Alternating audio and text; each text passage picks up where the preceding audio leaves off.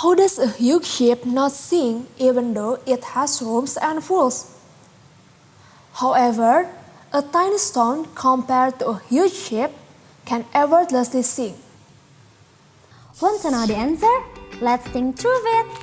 In 287 until 212 BC, a physicist named Archimedes asking Hieron to determine if the king crown was the pure gold or contained a cheaper metal such as a silver.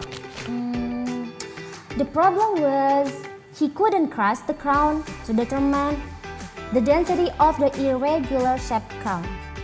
He stunned until one day, when he was taking a bath, he accidentally slipped into the bathtub and then realized that the water spilled out. And ta-da! He found the answer. He ran around while shouting, and Eureka! Which means, I have found it. Finally, he can measure the crown density by comparing the weight of the crown with a same mass pure gold. When weighing it in the air and when it is sinking, same volume water. The specific density of the crown will be lower than pure gold if the crown maker checks by adding silver or metal. And the results show the container with the pure gold spilled more water. So, King Hieron's crown was not pure gold.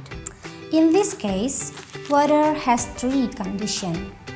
The first one is sinking, floating, and drifting. Now, let's discuss why ships can be float but not sink. From Archimedes' principle, we know that an object will float in fluid if the object density is less than the fluid density.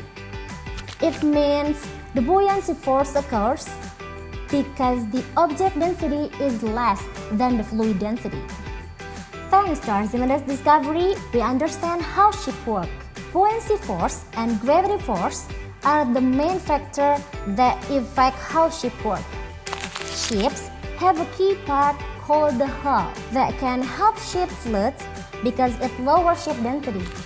The hull is at the bottom and usually has a different color from other ship parts. The hull is a vacuum space that causes ships to float in water despite the ship's size. Do you remember what caused the Titanic ship to sink?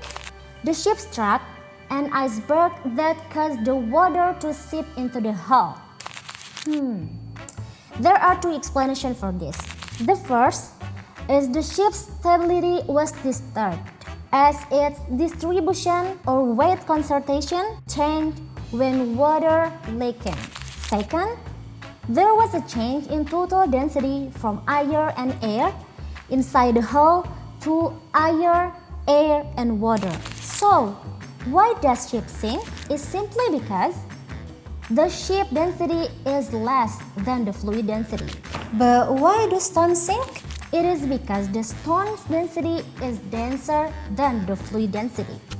From the Archimedes principle, we can enjoy the sophisticated technology nowadays and see numerous larger ships than the Titanic. The ships as the Symphony of the Sea has a total tonnage of 229,081 tons with a length almost 3 times the length of Mona's, which is 361 meters. Hence, ship don't sink, but a tiny stone does. Wait. How could a ship maintain its stability when facing a storm? Are you curious with the answer? Let's reveal it in the next video. See you, Kids Buddy!